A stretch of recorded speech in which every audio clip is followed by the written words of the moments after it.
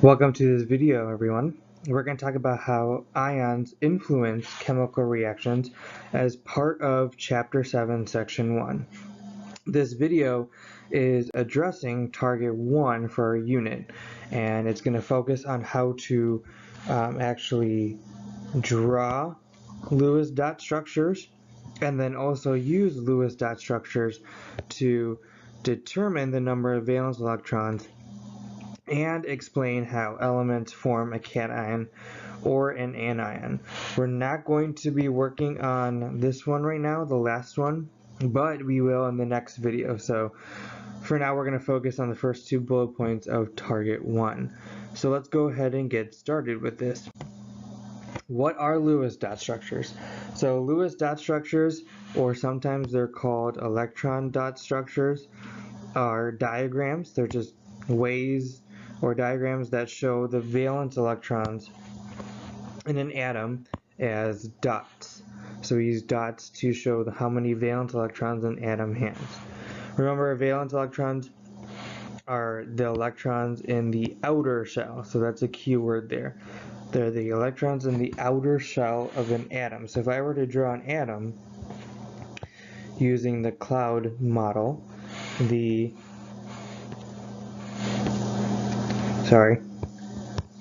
electrons that are valence are the ones that would be on the outer edge of that cloud. Valence, let's spell this right. Valence electrons.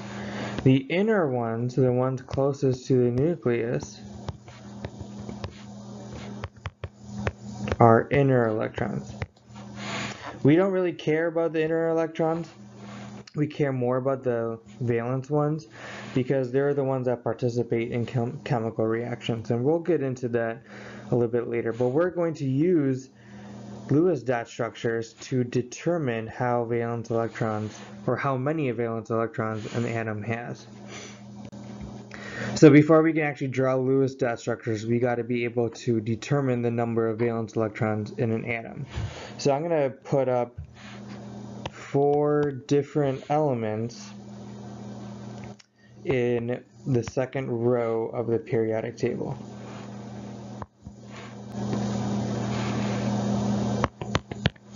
And to determine the number of valence electrons, we have to be able to write their electron configurations. And so that's going to come back into play a little bit.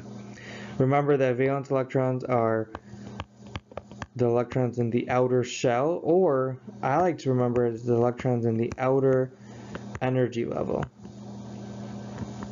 Okay, so if we look at lithium, the electron configuration for lithium is 1s2, 2s1. It has 3 electrons. Okay, beryllium is 1s2, 2s2. It has 4 electrons total. Carbon is 1s2, 2s2, and then 2p2. And it has 6 total electrons. Finally, fluorine has 1s2, 2s2, and 2p5. And it has 9 total electrons. So if we were to go through these and look at which one of these, for lithium, 3 electrons, we want to know which ones are valence electrons, because not all of them are on the outside. And so again, valence electrons are those in the outer energy level. And the outer energy level, according to the configuration, is 2s1. And so that would mean that it has 1 valence electron. Okay, so out of the 3 total electrons, 1 of them is valence. Okay, let's look at beryllium. The outer energy level for beryllium in its configuration is 2s2. So out of the 4 total electrons, okay, 2 of them are valence. Okay, so out of the 4 total, 2 of them are valence because only 2 of them are in the outer energy level. If we keep going with carbon, and we look at the outer energy level, carbon this time has 2 configurations in the outer energy level. Remember that this 2 right here in front is telling me which energy level it is in.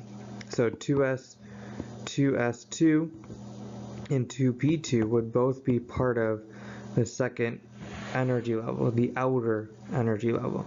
So we would have to take 2 from the s, 2 from the p, add them together. So out of the 6 total electrons, 4 of them are valence for carbon. Okay. So if we look at fluorine, we are again looking at the outer energy level. That would be the 2s2 and the 2p5. 2 plus 5 is 7.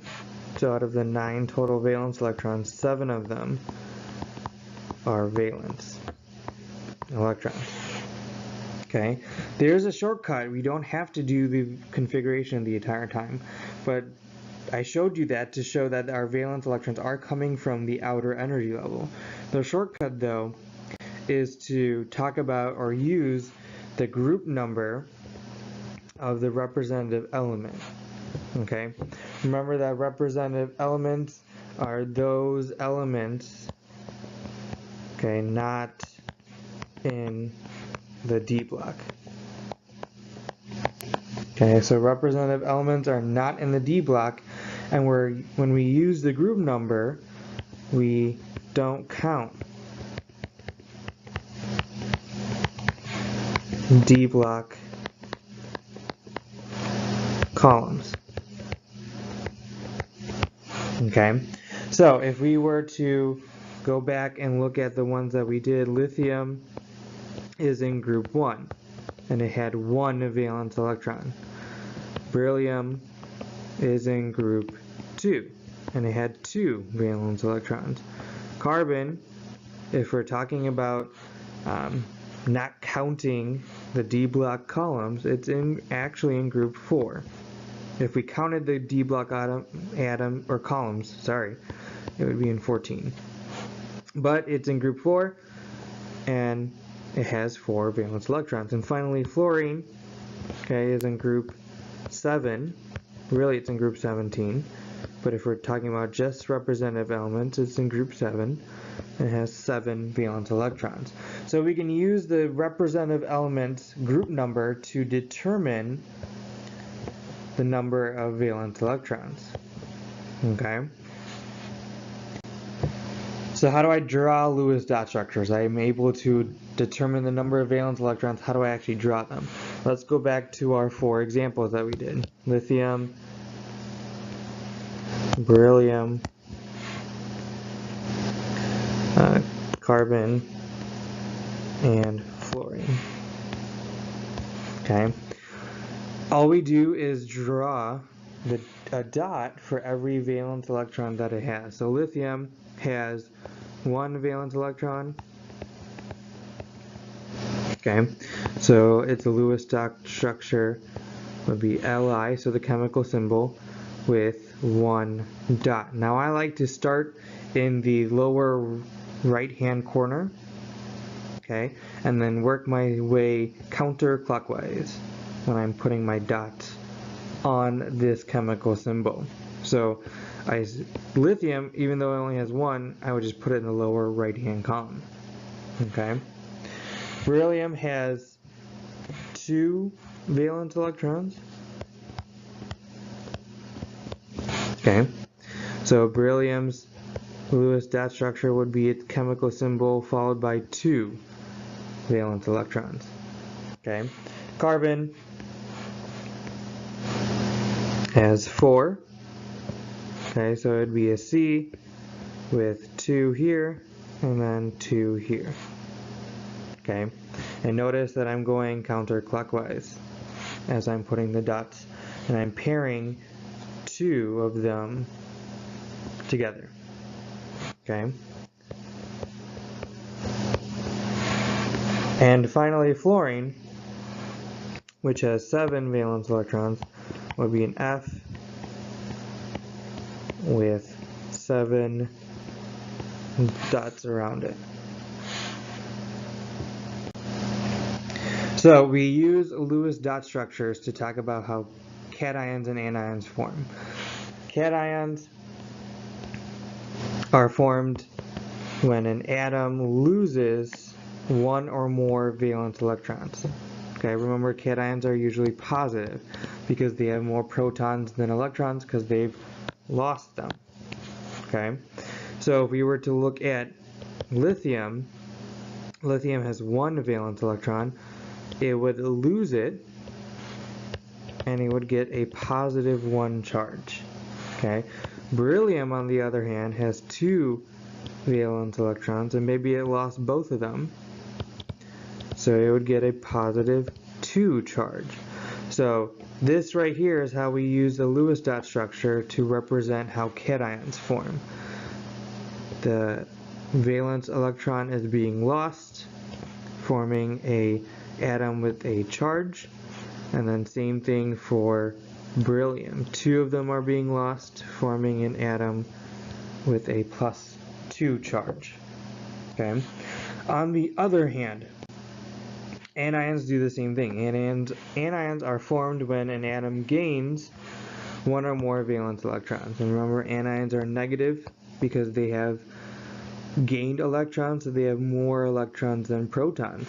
So if we were to look at fluorine or sulfur, okay, fluorine has 7 valence electrons. And I'm going to erase sulfur for now because I need some room. Okay, it's going to gain 1 more and become fluorine with 8 valence electrons and a negative 1 charge. Okay, sulfur, well, let's do phosphorus. Phosphorus has 6 valence electrons. Okay, it's going to gain 2 more and then become a phosphorus with 8 valence electrons and a 2 minus charge. Okay, so again, this is how we use Lewis dot structures to talk about how anions and cations form.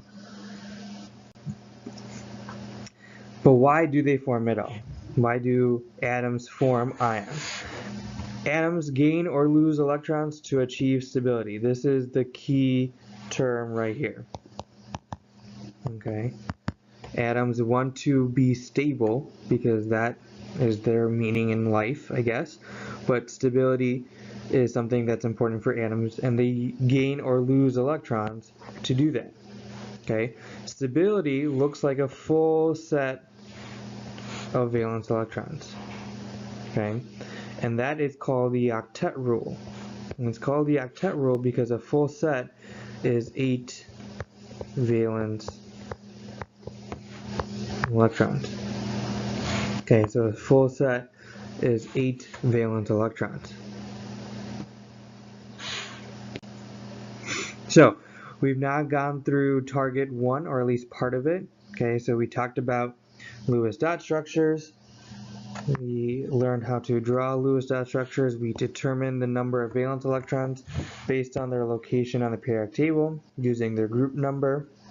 And we explained how elements form a cation or an anion through Lewis dot structures. So your task for tomorrow is to write 10 words or less that summarizes this section so you have a clear understanding of what ions are and how they form using Lewis dot structures. I hope you have a wonderful night, and I'll see you all tomorrow.